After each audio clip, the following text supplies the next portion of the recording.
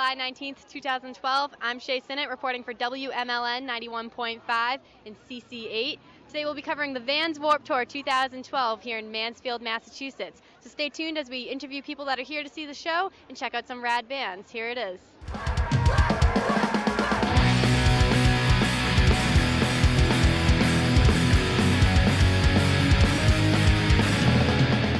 Now you've been on Warped Tour all summer. What's been the best date so far? So far, San Francisco and Chicago. What was so special about those places? San Fran, it was like 60 degrees out. I was wearing like jeans and a sweatshirt, and the kids went nuts. And then Chicago, we played last against New Found Glory and Ghost Inside, and there was still an awesome crowd. So that was kind of a crazy feeling to me to know that there was actually people watching us when my favorite band was playing. That's awesome. So yeah. Now I heard rumors of you guys filming a music video today. Is that true? Yeah, I think it's just more of like a live video, and then we're just gonna throw some footage of us on Warped Tour and stuff. And what song are you doing it for? Wrightsville Beach. Awesome.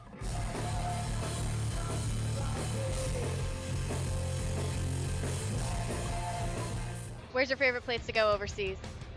Japan, probably. I mean, I've been to a lot of amazing places. We hit more than 30 countries last year, and a lot of places That's we'd never. a lot of countries in a year. Yeah, a lot of stamps in the passport, and a lot of places we'd never been before. And I saw some amazing stuff, but still, I mean, I've been to Japan more than I've been anywhere else too.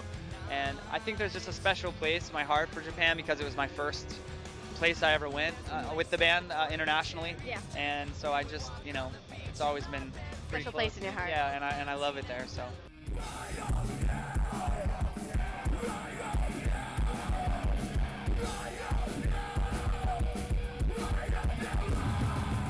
What's going through your minds right now playing your first Warped Tour? What's on our minds? Is that what you asked? Everything. This, just, it's like over stimulus just pounding into our faces, but we're just really excited. That's the main thing. I mean, This is it's so overwhelming with all the people and that guy, and there's so many people here just like want to have a good time and like just handing out flyers and everything, just trying to get people to be into our band. It's just a lot of people seem like they're really into it, so I'm excited and I want to play songs in front of people.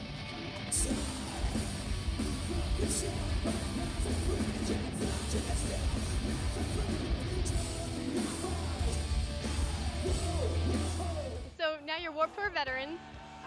You did it 2 years ago. 2010, yeah.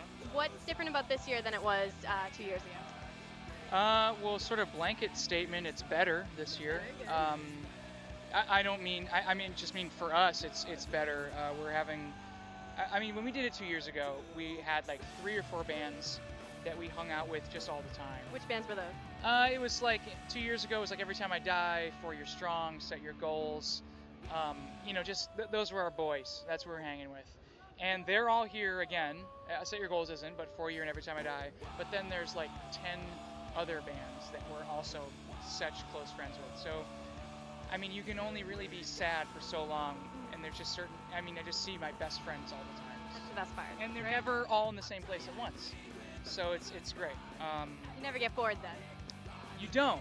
You always have someone to see or someone to hang out with. That's what's so great about Warped Tour compared to normal tour, is that you don't get bored. You can always go and do something.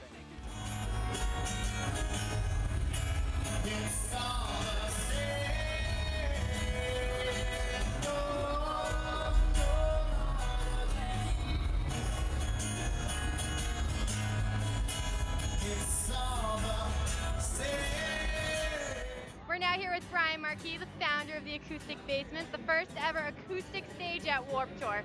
Tell us how this got started and how has it been going so far? Well, I started playing solo music after my band broke up and moved out to LA, and I met with Kevin Lyman to talk about jobs and creative ideas. And I asked him if he'd ever thought about really doing a full acoustic stage at Warped Tour, and he said, they tried it sometimes, but it never really worked out completely. So I said, well, there's a lot of guys like me that have been in punk bands or hardcore bands that are now doing great solo stuff, and a lot of singer-songwriters that exist in the the punk community. They know how it works. Yeah, they know how it works. They're not like Jason Mraz or Jack Johnson types, and a lot of those guys are doing this and doing stripped-down music. So he let me run with it, and he thought it was a good idea, and that's how it got started. And it's just been crazy since then. And what bands have you been hanging out with on this Warped Tour?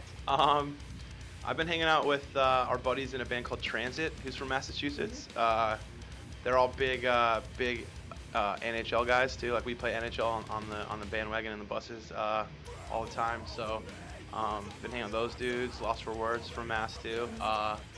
Yeah, I don't know, all kinds of bands, man. That's the cool thing about Warped Tour is you get to meet a lot of new bands and a lot of your friends are on the tour. So it's been good. Is this your first Warped Tour?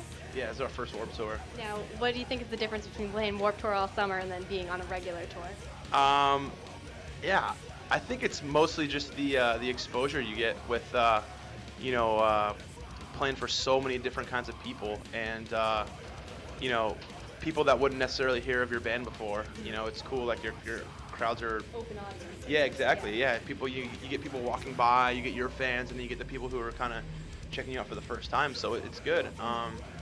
It's definitely the coolest thing to do in the summer. There's, like I said, there's so many bands and there's so many people that it's awesome to be a part of it. Now, did you guys go to Warped Tour when you were younger, or were you guys pretty much playing it from the start too? Yeah, first Warped Tour I went to, we were playing. So, but Eddie, you went to one, right? I went to the very first Warped Tour. What was that like compared to now? It was like 3,000 people, and it was bands like Quicksand and Tilt. It was, I think, 95, something like that, or 94. So you guys come to Boston fairly often. What's it like coming back as Warped Tour and not as like an actual just regular tour? Well, it's different because when you come on like a club tour, you can kind of expect who will be there and, the same type of scene that you've always been in. So it's cool to be exposed to people from all different genres and people just walking by who see you. I think it's really neat. Hang out with whoever you want. Yeah, and we actually haven't been to Boston in a little while because we've been recording an album, but we used to come here all the time. So it'll be cool to see some old faces and see some new people we've never met before, people from Europe and Japan we bumped into, so it's cool.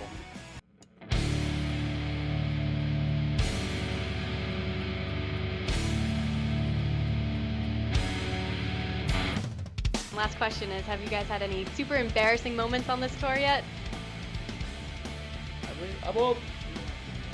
Yeah, just sometimes like I jump down in the crowd, and some days the stage is like super high, and like the other day I just couldn't make it. What's something you can recommend to touring bands right now? A movie or just advice? Or both? Let's go with both. Okay. All right, you know what you're doing. A movie I would recommend if you're on tour, there's two. There's a great documentary that is a great movie to watch in groups. It's called The King of Kong, A Fistful of Quarters. And it's on Netflix Instant. And we watched it in our band. I had already seen it. I showed it to the guys in my band, and we watched it like 10 times. It's such an amazingly fun documentary about the world record holder of Donkey Kong. Great, great movie. The second one I would recommend is a movie called The Room. Oh my God. Oh my God. Right. All right, so is there anything else you guys want to leave our listeners and our viewers with today?